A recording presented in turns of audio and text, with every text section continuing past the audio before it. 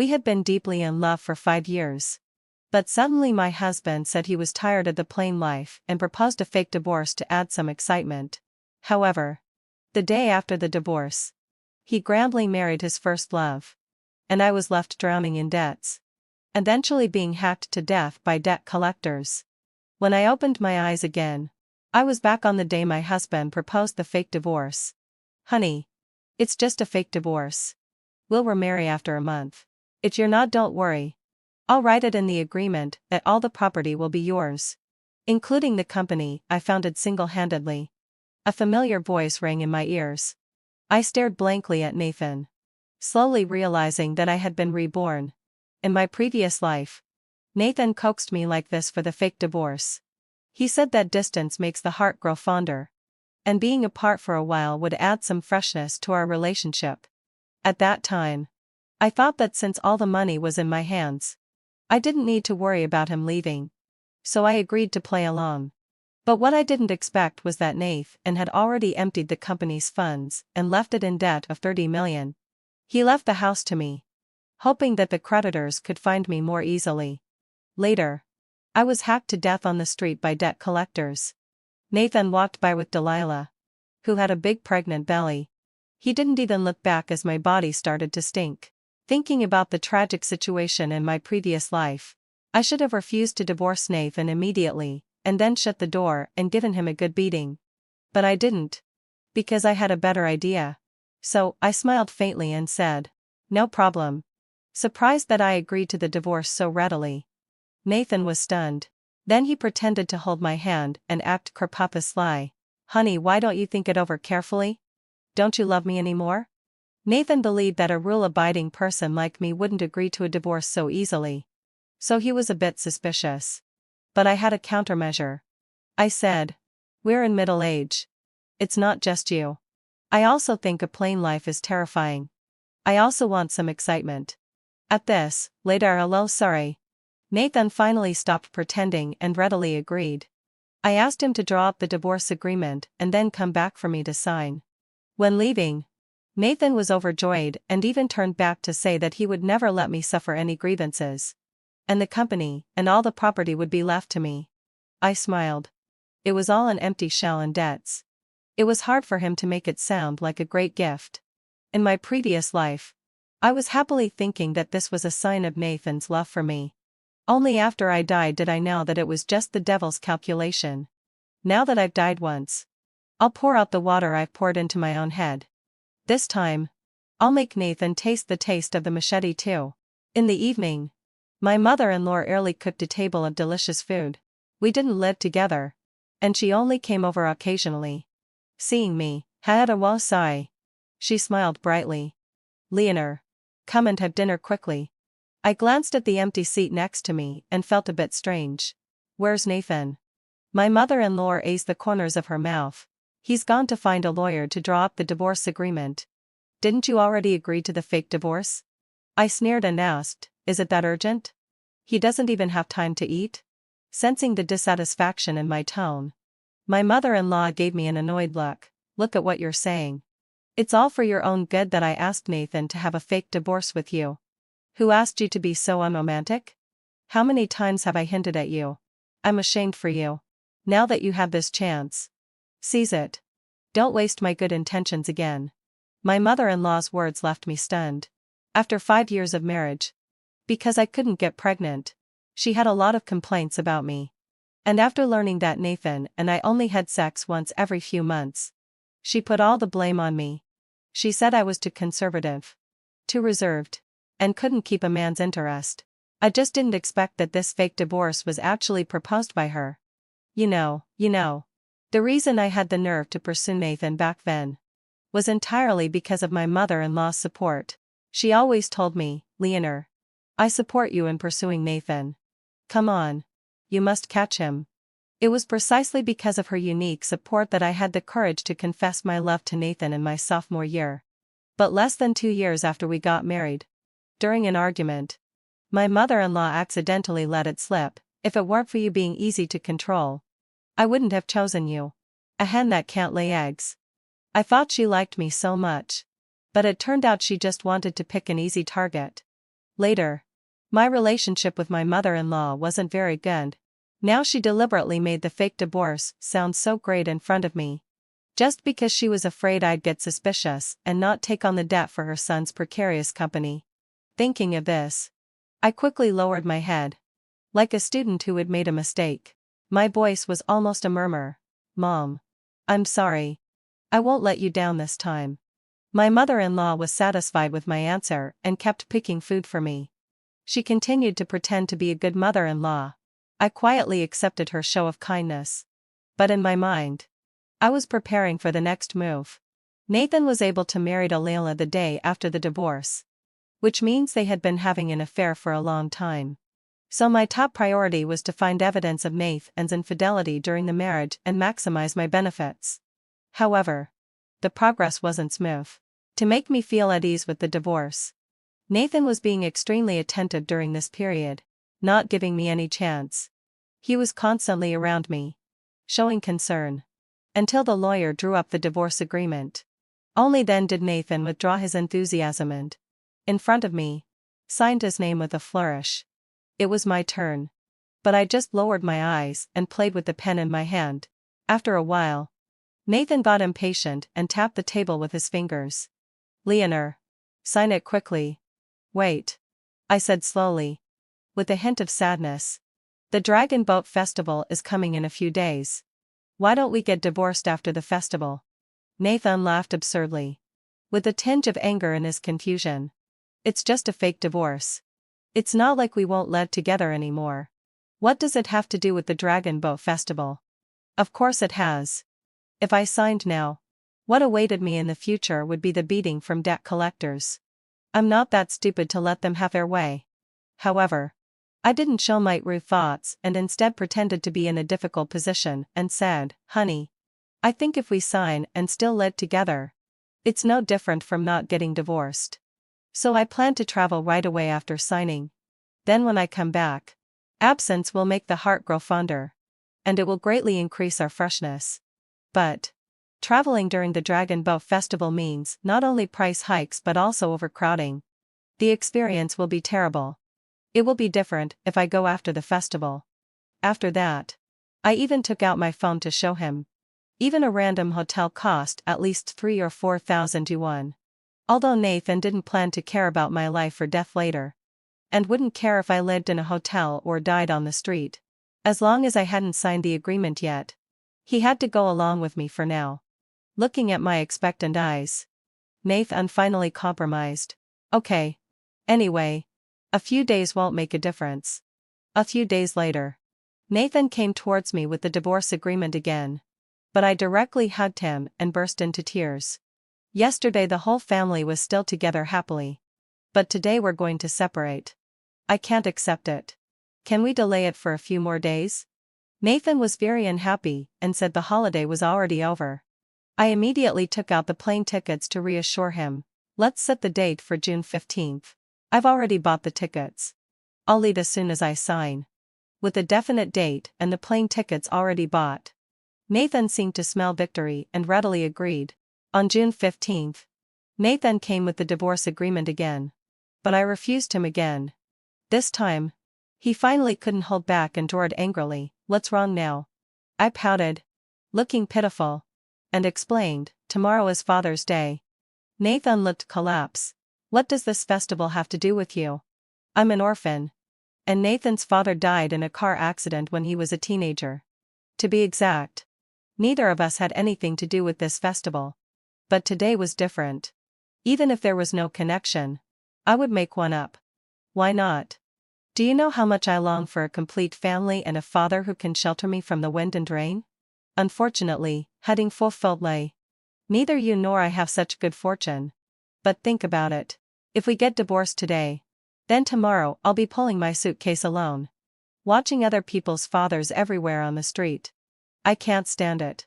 Nathan was stunned. You'll still see them even if you don't get divorced. I looked completely justified. But at least I won't be the only one sad. You'll be with me. Right? Nathan. After being rejected several times, Nathan obviously didn't believe my nonsense. He started to question whether I didn't want to get divorced. I strongly denied it. How could that be? Honey. You have to believe that I want to divorce you more than anyone else in the world. When people tell the truth, they are always extremely devout. But Nathan still didn't believe me. I had to resort to superstition. I swear. I really want to divorce you. If I'm lying, may I, Leonor, be struck by lightning and die a horrible death? I raised my hand high, with an exaggerated expression, trying to look as guilty as possible. This time, Nathan really believed me. He pouted and left with a, "This is the last time I believe you," and then turned and walked away. I had been delaying things. And Nathan hadn't seen his first love for almost half a month. He could endure it, but Delilah couldn't stand it anymore. She started texting him frequently, asking him out, while we were having a meal. His phone kept ringing. He picked it up, took a look, and his face showed obvious panic. "It's from the company. I'll go deal with it." After that, he took his phone and left in a hurry. Looking at his flustered back, I almost burst out laughing. After waiting for so long, this day had finally come. I turned on the location tracking function on my phone. I had installed it a few days ago when I got the chance. After opening it, I found that Nathan's car was parked in the opposite community. It was just across the road. No wonder in my previous life I didn't notice his affair at all. After confirming Delilah's location, I turned around and went back to the room. Took out the divorce agreement Nathan had drawn up, and started analyzing it item by item. Anyway, Nathan wouldn't be back tonight. I had plenty of time, and there was still time to do whatever I wanted. By the time Nathan came back, it was already early morning the next day. He flopped onto the bed and said he had worked overtime all night and was exhausted. But how could I let him off so easily? From today on, I would make him know what despair was. I tightly grabbed his sleeve, wrinkling the cuff of his white shirt. "Nathan, let's go out and have fun." Nathan wasn't willing and avoided my hand. "No. I want to sleep." I didn't care and continued to pester him. Nathan got angry, got up, and stared at me. His eyes were a bit scary. "What on earth do you want?" "Accompany me to the amusement park. After having enough fun, I'll come back and sign the divorce agreement." I took out the divorce agreement, and Nathan's eyes immediately lit up. Without saying a word, he took me out. At the amusement park, I specifically chose high-altitude rides. Nathan didn't want to go and said he would wait for me beside. I wouldn't let it go and insisted that he accompany me. I played whatever was exciting, like the log flume, the perfect storm, and the roller coaster. After several rounds, Nathan's legs were trembling, coupled with the fact that he had worked all night last night. His body had already reached its limit. He knew it himself, waved his hand, and refused to play anymore. But how could I let him go? I immediately brought up the divorce again. "One more round, and I'll go home and sign." "Really? Really?" Our eyes met, and I nodded firmly, although he was extremely reluctant. In order to get divorced as soon as possible, Nathan forced himself to follow me. But when he learned that the ride I wanted to play was the giant pendulum, the smile on Nathan's face froze immediately. Maybe we should forget it?" He grabbed my hand tightly and begged, with tears welling up in his eyes. It was obvious that he was really scared. However, for me who had experienced being hacked to death with knives, this was nothing. This was just the beginning. I hardened my heart and forcefully break apart Nathan's fingers one by one, emphasizing, "Up to you anyway. If you don't go, I'll postpone signing for a few more days." If I remembered correctly, in half a month, the company's debts would be exposed. By then, if I didn't sign, Nathan would really be cornered. He was well aware of this himself, so he had to bite the bullet and go. But this time, he clearly wasn't as lucky as before. When he came down, he fainted directly. I quickly sent him to the hospital. After the doctor's examination, he was fine. He was just overtired and would recover after a few days of rest. Unexpectedly, having fulfilled Laid Session, after going out for a while, her son became like this. My mother-in-law looked like she wanted to kill me. But as long as I hadn't signed yet, she couldn't get angry with me. She stammered for a long time, her face turning red, but she couldn't say anything. In order to pretend to have a good relationship with me, she even pretended to be considerate and said, "You can go back first. I'll watch over him here." Naturally, I didn't want to stay and take care of Nathan. So I readily agreed, but as soon as I left, Delilah came. I stood in the stairwell for a while. And finally, I saw Delilah. She was carrying a thermos bucket and rushed into Nathan's ward. Soon, let out a low sigh. The conversation of several people came from the slightly ajar door. I immediately turned on the recording function. My mother-in-law's voice was particularly prominent. "It's all that damn Leonor's fault. She insisted on dragging my son to play the giant pendulum before she would sign." Delilah put down the thermos bucket and snorted. "Has she signed yet?" "Not yet." "Well, we have to wait until Nathan is discharged from the hospital in a few days. Right?" Hearing this, Delilah's face changed suddenly.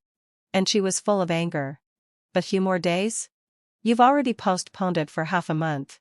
Every time you say it'll be a few more days. A few more days. When on earth are you going to get divorced? Don't let it be that by the time my child is born. You still haven't dealt with that bitch." Seeing Delilah getting angry, my mother-in-law was frightened. She immediately held her hand and comforted her in a low voice. "How could that be? The baby in your belly is the eldest grandson of our Nathan family. No one can wrong you." Nathan also replied firmly. "Yes. Delilah, don't worry. Leonor has promised me that she'll sign as soon as I'm discharged from the hospital." Although she had been assured repeatedly by the two of them, Delilah still wasn't at ease. "Why do we have to wait until you're discharged? As the saying goes, the longer the night, the more dreams. Why don't you go home now and get her to sign directly?" Nathan frowned, thinking of something. He seemed a bit reluctant. "Is this not so good?" "What's not good? Aren't you afraid that the bitch will find another excuse not to sign?" "Don't blame me for not reminding you. That bitch has procrastinated again and again. Maybe she already knows what you're up to and is deliberately trying to exhaust you." Delilah's words hit the mark, accurately grasping the weakness of the two. My mother-in-law and Nathan's hearts immediately tightened. Then, let out a low sigh. The three of them started discussing how to persuade me to sign when they went back later. Seeing how eager they were, I was so angry that I laughed. I remember in my previous life, Nathan and I went to get divorced happily. I was still daydreaming that our relationship would be stronger than ever a month later. Unexpectedly, just as we walked out of the courthouse, I saw Delilah coming to pick up Nathan in a Rolls-Royce. The two of them hugged and cuddled in front of me and said they would buy a large flat in a few days. Only then did I find out that Nathan had hidden the marital property. He had transferred all the money into my mother-in-law's account. I was furious and immediately chased after him to question him. Nathan didn't deny it and calmly advised me to face it with a smile. He said, "Leonor, life is like this. You just have to face it with a smile because this is the last lesson I teach you." Watching Nathan drive away, my heart sank. I thought at least he had left me the company. But when I went to the company to participate in its operation, I found that the company was just an empty shell. Not only did Nathan make me the legal person of the company, but he also made me bear $30 million in debt. Only then did I realize how ruthless Nathan was. To avoid the debt, I had to hide everywhere and ended up becoming a beggar. Begging on the streets. One day, I ran into Nathan on the street. He passed by with a pregnant Delilah in his arms. I quickly chased after him, trying to grab him, but Nathan kicked me to the ground. Then, let out. Nathan called the creditor and told him my location. And I was held down by the creditor who caught up, with my limbs pinned tightly. They were like crazy, waving knives at me. In the last of my memory, Delilah was so scared that she hid in Nathan's arms. The latter raised his hand to cover her eyes and coaxed her in a low voice. "Don't look, my dear. I died on the street like that, with no one to bury me." Now, Nathan still wanted to do the same thing. How could I let him get what he wanted? Rather than waiting for others to realize later, it was better for me to strike first. So, I switched my phone to video recording mode, put it in my coat pocket, and then suddenly pushed the door open and entered. The eyes of the three of them immediately fell on me. My mother-in-law's face changed greatly. "Leonor, why are you back again?" I ignored her and instead slowly sat down beside Nathan, pointing at Delilah. "Who is she?" Not sure how much I had heard. Nathan didn't dare to answer. Delilah also pretended not to hear. Only my mother-in-law smiled and said I was mistaken. That this was an old friend of Nathan's. And they happened to meet in the hospital. I ignored my mother-in-law and looked at Nathan with a sneer. "I want you to tell me yourself. Who on earth is this woman?" Nathan opened his mouth, but hesitated to speak. Delilah was carrying his child. If he denied it at this time, it would surely hurt her heart. But he dared not admit it even more. Otherwise, the overwhelming debt would wrap around him like a rope, making it hard for him to breathe. He naturally understood the importance of the situation. He could only grit his teeth and say in a low voice, "She's just a friend." Oh, so she's just an ordinary friend." Delilah's face had turned extremely ugly. But I pretended not to notice and deliberately emphasized the word ordinary. Nathan was immediately unhappy. He frowned tightly, looking at me with questioning and displeasure in his eyes. "Leonor, what's wrong with you? You're being sarcastic. What exactly are you questioning?" "Delilah came to see me out of kindness. And you talk to her like this?" Apologized to her quickly. Nathan really had a thick skin. Even now, he still wanted to take this opportunity to comfort Delilah. It made me sick. But fortunately, I could be even more disgusting than him. I directly threw myself into Nathan's arms and punched his chest with my small fists. "Woo. Honey. You're mean. You're scalding me." Boo-hoo. Nathan had never seen me like this. He was so scared that he almost fell out of bed. My mother-in-law's face turned pale. I, on the other hand, acted as if nothing had happened and continued to act coquettously towards him. "Honey, I was just joking. Why are you reacting so strongly? Look at Sister Delilah. She's not angry at all, right?" Sister Delilah, as I turned my head to look at Delilah with innocent eyes. I touched Nathan's face in front of her. No woman can stand such provocation. Especially those who can't be in the limelight.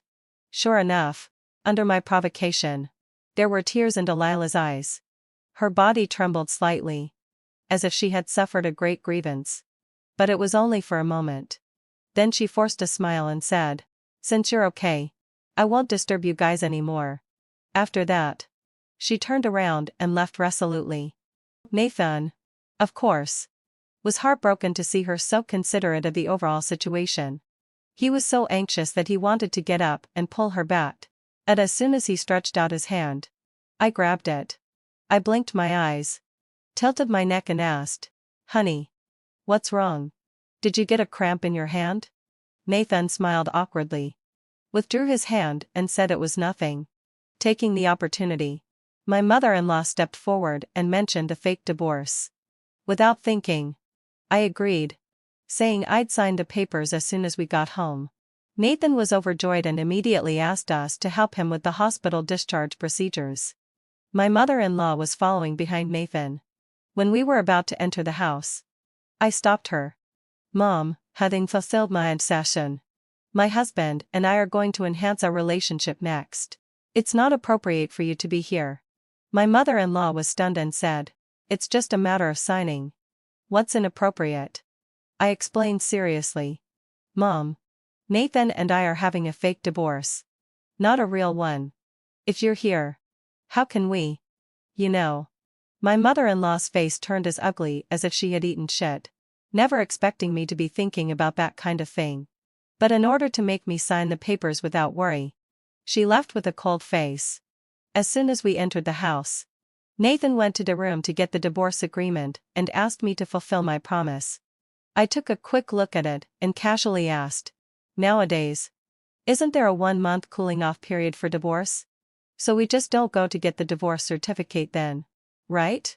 After all, it's a fake divorce." Hearing this, Nathan suddenly said that there was another way to get a divorce quickly. Instead of going to the Civil Affairs Bureau, we could directly file a lawsuit in court. We just write a lawsuit, and then let the mediator help us go through the mediation process. We can get the judgment on the same day.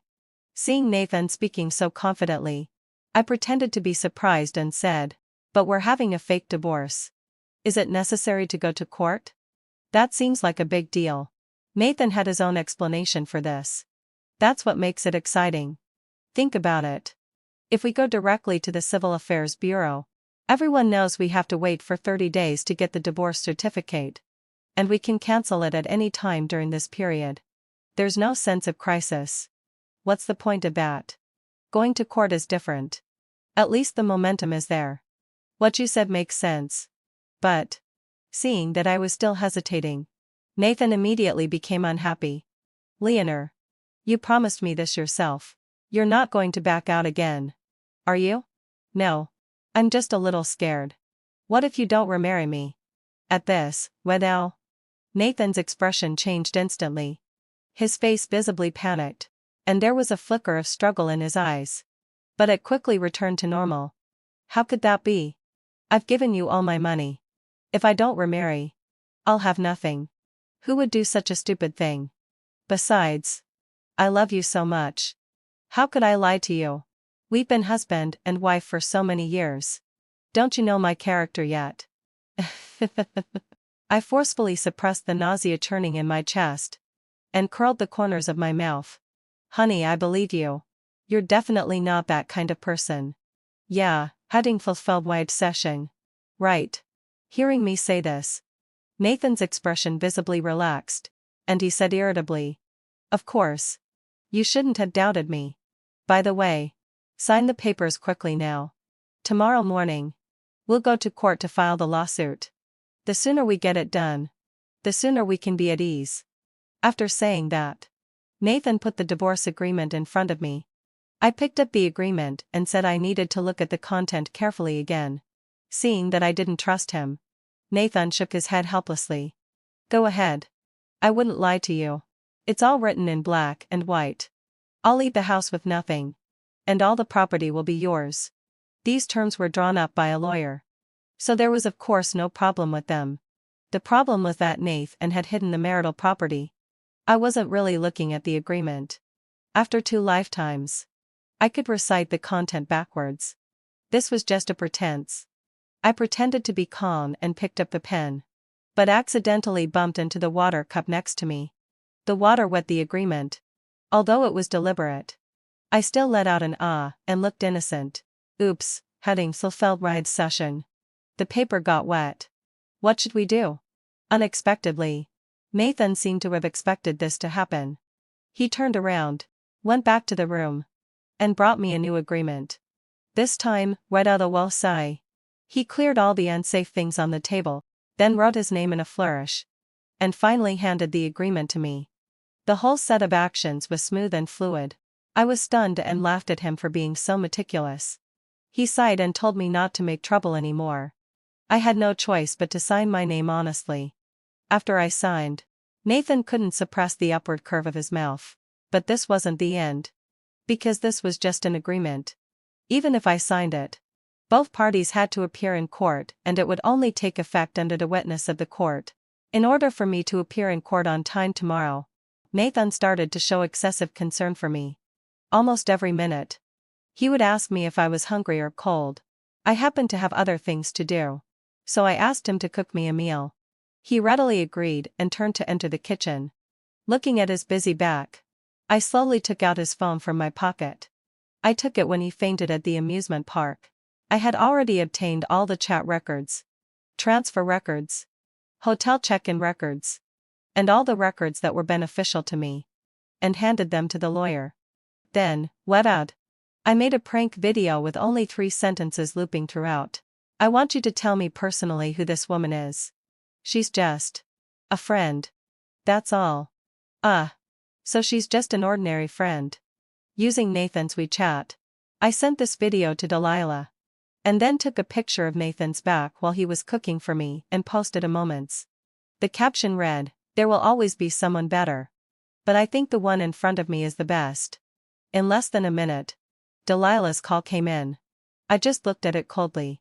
By the time Nathan came out with the food, the phone was still ringing. He glanced at it and directly hung up. But the other party seemed very patient and kept calling again and again without getting tired. Nathan got angry. He hung up every time it rang. And later simply turned off the phone. I tilted my head and asked, "Honey, whose call is it? Why don't you answer it?" Nathan frowned.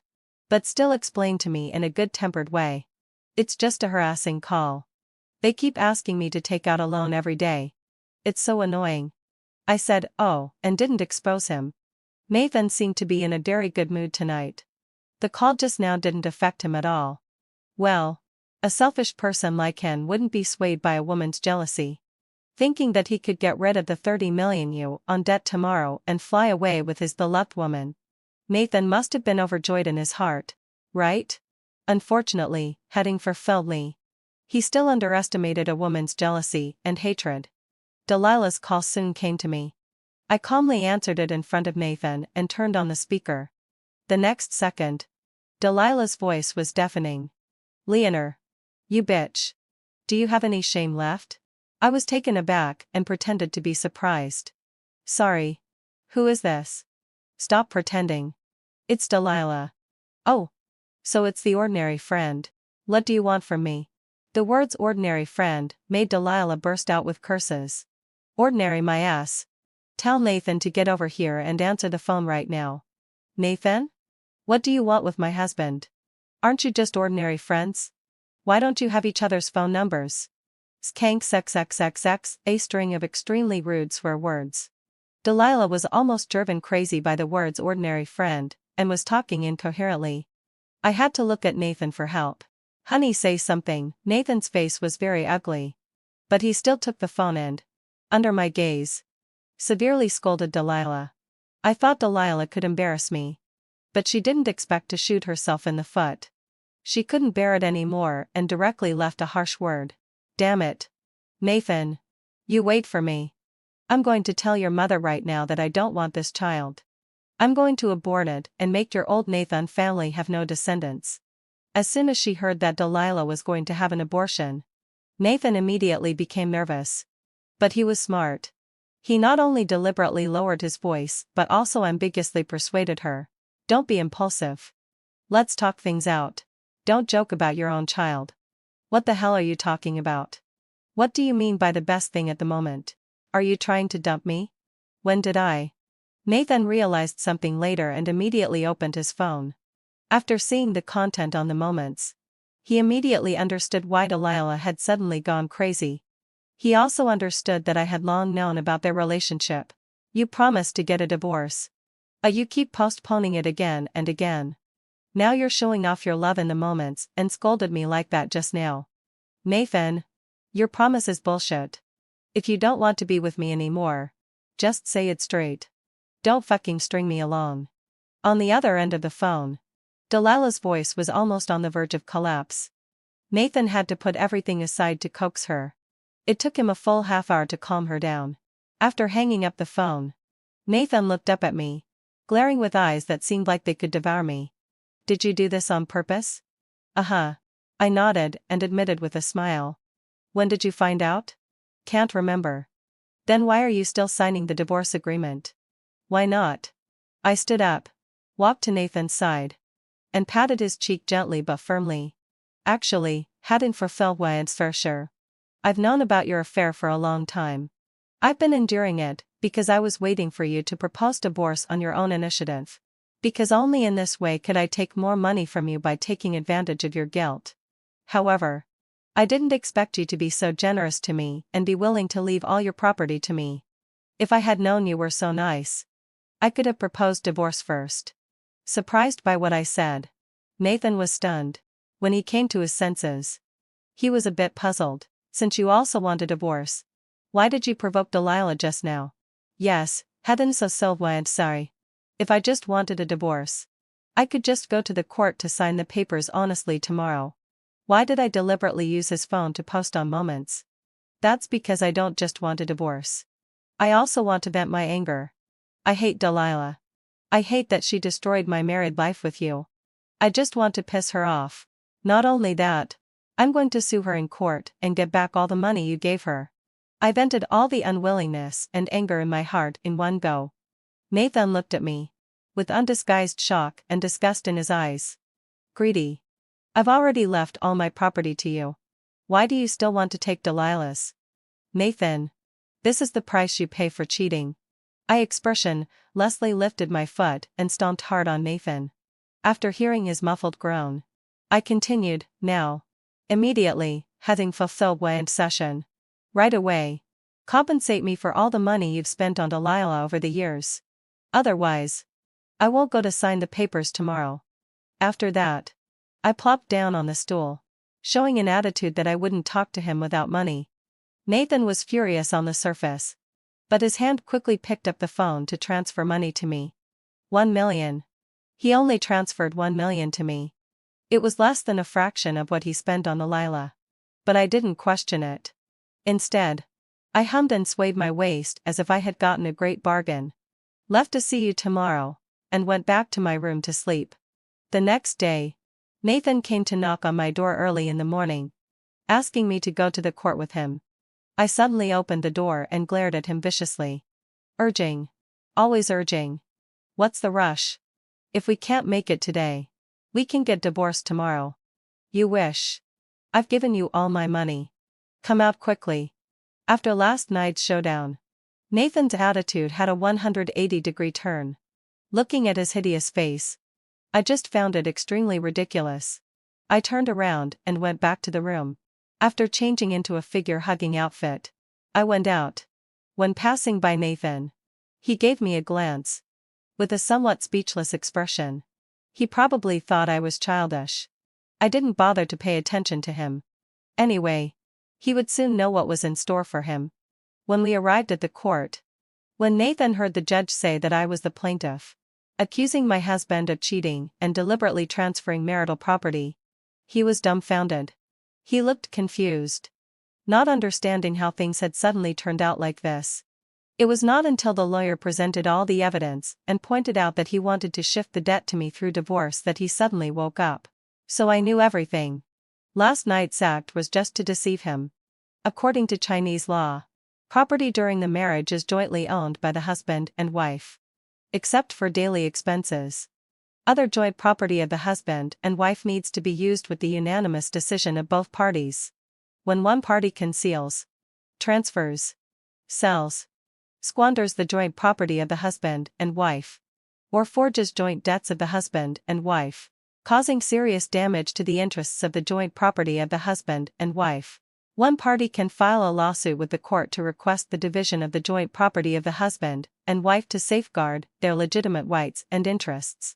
Finally, having fulfilled my absi under my lawsuit, the court granted the divorce between me and Nathan. But this wasn't the end. Nathan was also suspected of illegally emptying the company's account. He not only had to spit out all the money, but also had to serve a 5-year prison sentence. When I came out of the court, I ran into Delilah. She was still driving a Rolls-Royce to pick up Nathan. Just like in the previous life. The difference was that this time, my former mother-in-law was sitting in the back. Seeing me, both of them showed a triumphant and sneering smile. Especially my former mother-in-law, who deliberately rolled down the car window to mock me. A hen that can't lay eggs shouldn't occupy the nest. I smiled at her and said word by word, "Tell Nathan. Thank him for his last lesson. I've not only learned it, but I've also mastered it." My former mother-in-law and Delilah looked at each other in bewilderment. What the hell is she talking about? Is she driven crazy by the stimulation? I turned around, ignored the two of them, and walked forward with big steps. After being reborn, the last lesson I learned was, love yourself before loving others. Later, I took the divided property and left this city to start anew. When Delilah heard that Nathan was going to be in prison for 5 years, she immediately wanted to abort the child without hesitation. My former mother-in-law wouldn't allow it and tried desperately to stop her. The two got into a fight and rolled down the stairs together. Well, one became paralyzed, and the other not only had a miscarriage but also broke a leg.